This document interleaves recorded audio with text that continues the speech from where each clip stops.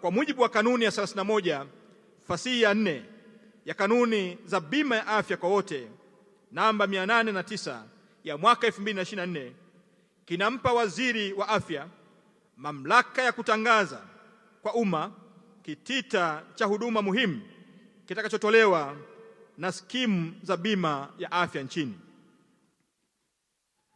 Kwa kuzingatia sheria, kwa kuzingatia kanuni tajwa, natangaza kwa umma kwamba awamu ya kwanza ya utekelezaji wa bima ya afya kwa wote itahusisha wananchi wasio na uwezo, wakiwemo wazee, watoto, wajawazito na wenye ulemavu, ambao watagharimiwa na serikali.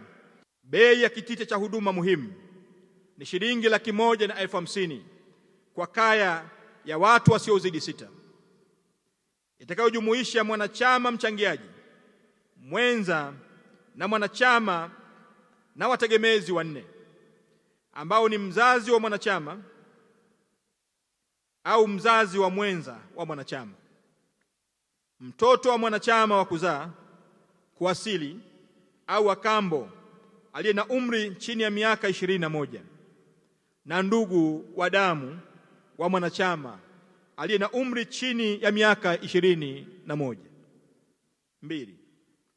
Kitita cha huduma muhimu kitatolewa kwa kuzingatia utaratibu wa rufaa katika vituo vya kutolea huduma za afya vitakavyoingia mkataba na skimu za bima ya afya. 3. Huduma zitakazopatikana katika kitita cha huduma muhimu zitaambatanishwa katika kiambatanisho kitakachosomwa pamoja na tangazo hili. Hivyo, kwa taarifa hii ninatangaza rasmi kwamba kitita cha huduma muhimu cha bima ya afya kwa wote kwa awamu ya kwanza kitaanza kutumika tarehe 26 mwezi wa kwanza mwaka 2026. Makofi mengi sana tafadhali.